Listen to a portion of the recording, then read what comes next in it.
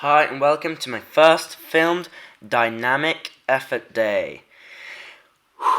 This was a very long workout. It was 2 hours long and that was with short rest breaks, so it's pretty insane. And yeah, starting off with 10 sets of 3 dynamic effort box squats. Now I have learned something today. Not sit down so hard on the box, and I had a too low box. Looking back at the footage, I thought I was going to parallel, but I was actually going quite a lot lower than that. I was losing tightness, and if I ever am to compete in powerlifting, for example, which I will not rule out because I have a lot of years to build to a respectable level, I need to squat a bit higher than this to maximize the amount of weight I can use. And also, for my integrity, it's not the best to sit down this deep on a box. At least it doesn't feel quite right. So during the latest sets, I actually adjusted the mats, and I still think it was a bit too high, but it doesn't matter. And I'm also sitting down better, as you can see there. I'm sitting down smoother. And as you can probably see, I'm moving the barbell as fast as I possibly can. And as you can't see, I have a very wide stance. This is as wide as my sumo stance. This is about around like 15 or so centimeters wider heel to heel than my regular squat stance. So I'm going to work my squat stance out and get very strong adductors and very strong hamstrings, glutes, and work on staying more upright in my squat. And especially spreading my legs apart a lot and squatting kind of like they do at Westside. Although they are equipped lifters, but you can still kind of apply this to raw lifting. You just don't do it to as extreme a degree. So out with the bum and out with the knees. That's basically my two cues that I need to start using, as well as sit down carefully on the box, as if there were like nails on the box or something, and you want to sit down on them slowly so they don't just punch your cheeks or whatever. Anyways, the sets continue. So why am I doing this? Once again, to gain explosiveness in my legs, to hypertrophy, aka make my legs grow, etc. As you can see here, the depth is still decent, but I'm not happy with this. It needs to be a bit higher. But yeah, I'm exploding as hard as I possibly can on every rep, and it's 10 sets of 3. So what we have here, 30 reps where I'm stimulating upper threshold muscle fibers. And on every single rep, I felt my adductors and my glutes contracting very hard. And these felt a lot slower than they were. These looked fast, but these, like, every single squat was like at least 90% of the speed that I could have created. Like, I really put my effort into these squats, and that's what I need to do if I want to gain athleticism and everything. I need to put the focus here on these squats, and I'm not going to do a lot of leg accessories, but I at least need to put a lot of effort in the dynamic effort squats, because what's the benefit of these squats? Another benefit is that I gain a lot of training volume, I gain explosiveness, I gain muscle, etc. But it doesn't fatigue you as much as high rep squats would. And you know what that means? That tomorrow I can come in and not go to the gym, but go to the hill and put a belt around my waist attached with a rope to a tire, and run with that thing up a really long hill really many times for conditioning, because my legs won't be destroyed. They'll just be stimulated, not annihilated. And that's the way we need to think right now, because I'm going to try to do as much cardio as I possibly can this summer. Anyways, moving on to the floor press. 10 sets of 3. The benefit of the floor press, like I've explained in my latest video, I believe, is that it stops around 10 centimeters off the chest, which is my sticking point. So, what does that mean? I get to press directly out of the sticking point, and that is just in itself an amazing benefit. Another benefit is very safe, it's very simple, and as you can see here, I have a rack in the background, but I'm not using it. You can do this at home without a rack, as long as you have some mats or something to prop it up on by the side. You can kind of glute thrust the weight up, like I just have demonstrated in the beginning of every set. And this method, you don't get practicing. You don't get the unracking practice But to me, like, I don't really care. I don't need that level of specificity. I'm not a competitive powerlifter, at least not yet, if I'm ever going to compete. I'm just a random dude who's trying to get big and strong, so I don't need that extra 1 or 2% gain that I can get from the unracking carryover or whatever. Like, I don't really care about that. It's like I'd rather just get in a bit more training volume, push a bit harder. It does not have to be exact, because at the end of the day, I'm a taekwondo athlete, and the main reason I'm training strength is because I think it's fun to be stronger than all of my opponents. I think it's cool, and I like the health benefits of it. I like the way, I just generally like lifting heavy things. So that's why I weight train. I don't weight train for a very specific reason. For example, to become a better powerlifter or whatever. I just want to get stronger generally. So I don't need these exact little tweaks. I just need a lot of stimulus in general, and it does not need to be perfect. It just needs to be good. At least for my current goals. Now I have a couple more sets of this. I believe 3 more sets, including this one. And then we'll be moving on to the next exercise. But what we're going to do here, just with the squats and this as well, I'm going to do a 3-week wave, so starting off at 75%, moving on to 80%, then moving on to 85%. This way I'll get a little bit of a range with the dynamic effort. I'll get a bit of a different places in the strength speed continuum, train different, different weights basically, and get good at everything.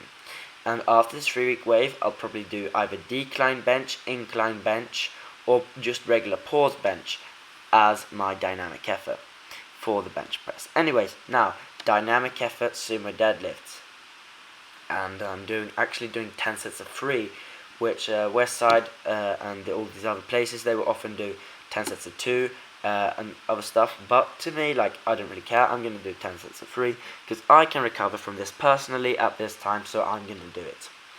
And this is again at 75%, but I probably can max over 120, at least considering how these went.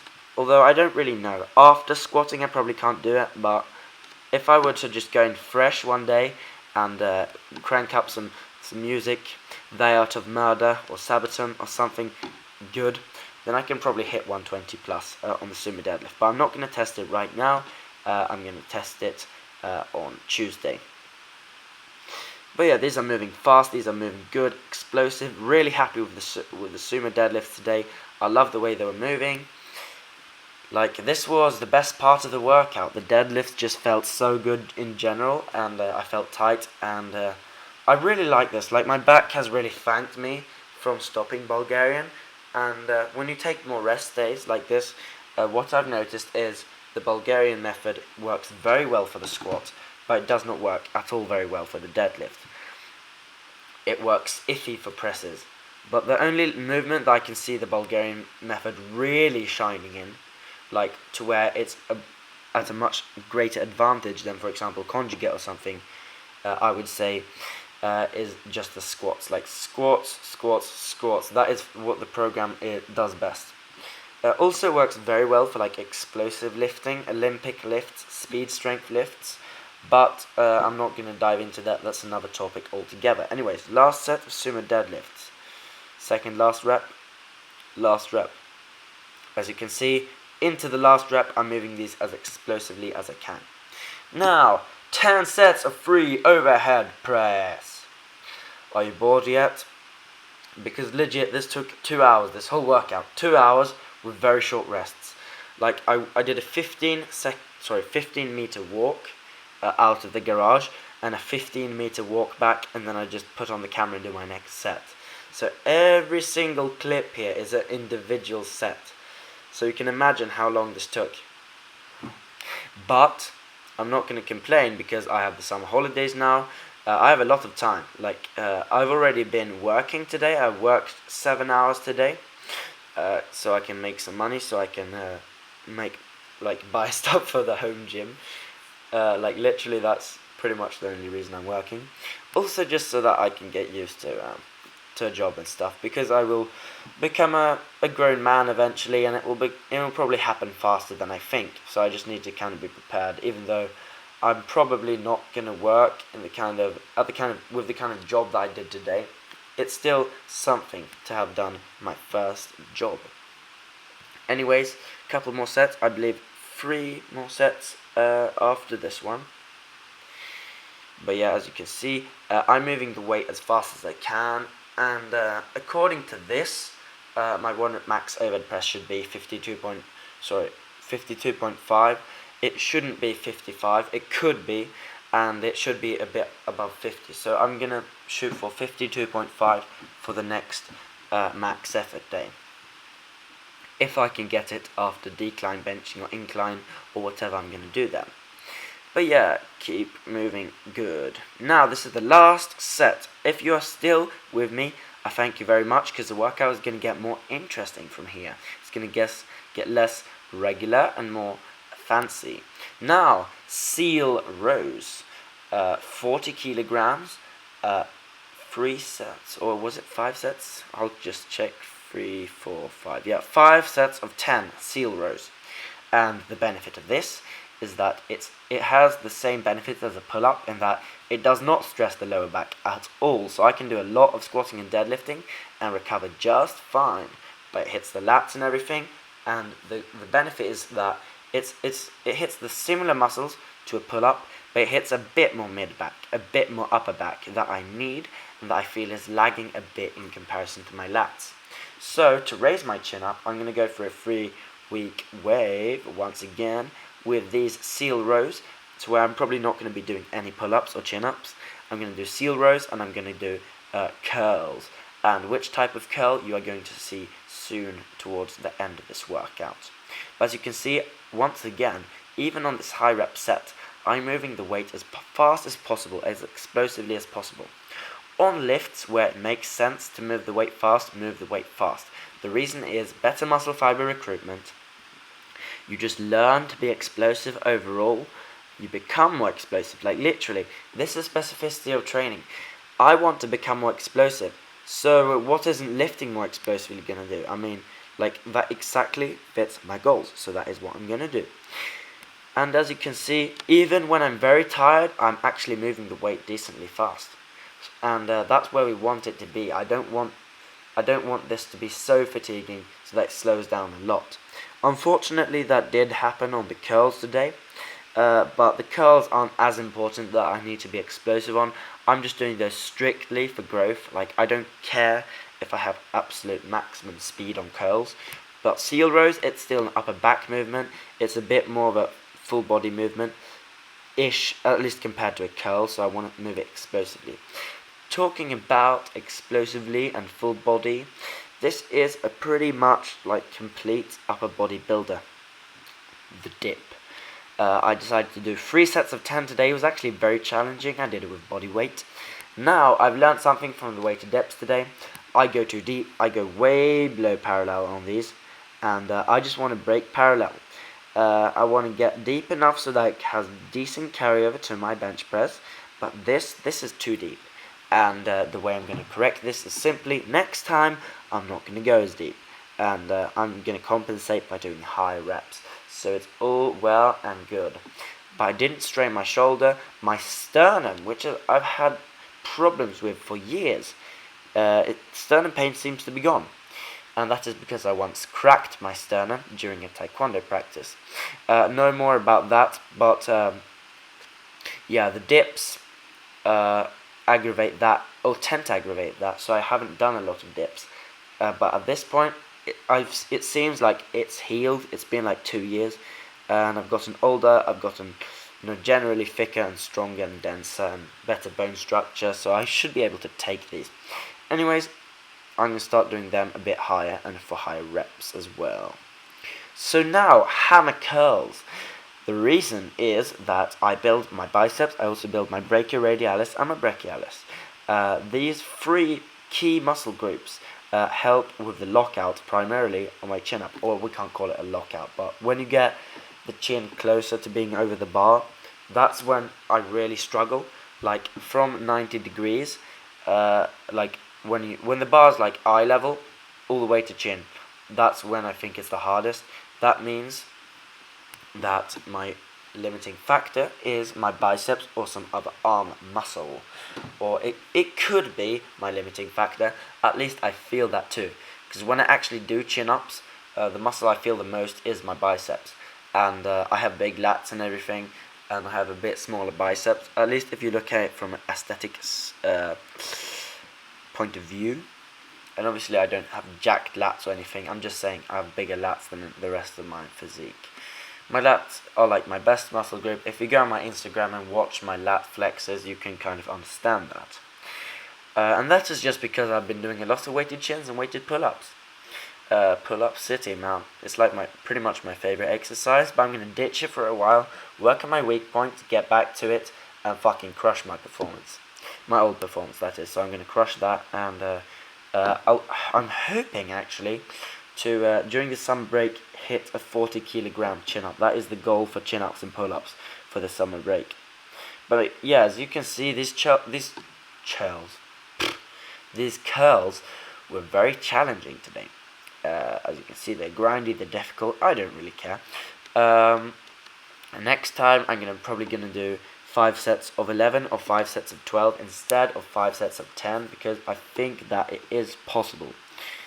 And if it's possible, I need to do it, because I don't want to leave any bicep gains on the table right now, and because like I want to maximize my weighted chin. Maybe not maximize, but I want it to be very strong, and I don't want to leave any reps in the tank on these little exercises that won't really destroy my systematic recovery. Anyway, they will just destroy my recovery from my biceps, and who cares if my biceps are destroyed for 2 days, because it's just biceps. Like, you can use your body very well. Like, people have torn both biceps. There are people that have done that and they can still live normal lives. So like, biceps, they aren't an essential muscle group. You can destroy them as much as you want. Obviously the bodybuilder destroy mindset, it maybe isn't the best, but when it comes to little movements, like, it really doesn't matter. This is so insignificant. This is just a curl, but it has a little role in my training. This might give me that extra, 20, 30, 50% bicep growth that the seal rows don't give me. You never know. This kind of shocks my bicep into new growth, if you believe in that theory, which I don't, but technically it is true. If you do something that your muscles really think is difficult, aka shocking, quotation, then obviously you should get better gains from it than just regular. Now, I just did 3 sets of 3 hanging leg raises, toes to bar, and the problem is that, like, I've really lost strength on these. I can do dragon flags still, but these are hard. I don't know why, but like, these are legit hard. But I'm going to work up to 3 sets of 10 on these. So this is going to be my main ab movement for a little while. Now here's the last set, so actually this isn't long and boring as you might think. Now, after this, I've just got 2 clips more. Right here, these are banded kettlebell swings. This is an 8 kilo kettlebell, but it has a band, and the band shoots me down. Like, this is regular speed. It shoots me down really fast, so I have to contract hard to explode back up. And the reason for this is this builds my posterior chain and lower back and everything. This is just extra core work, extra hamstring, extra glute, extra explosiveness. Like, this is a really good exercise, and it's not like I'm going to lose gains from doing it. Like, this builds explosiveness, like, on a serious level. Like, I had no idea that bands would be so effective. So I'm actually thinking of buying not only a power rack, an Olympic barbell, new plates, but also actually bands and maybe even chains to kind of complete my program. But to be honest, I don't need that to make gains. That is just an extra nice thing to get a couple extra percent gains. Now, rear delt superset, band pull-aparts and band dislocations. The reason is that I want good shoulder health, and this just gives that extra bit of upper back and shoulder that I need. Anyways, the video ends here. Thank you for watching, and I'll see you guys on Intensity Day on Tuesday. No, actually no. I'm going to make a Q&A. Then I'm going to see you guys on Intensity Day on Tuesday. Goodbye.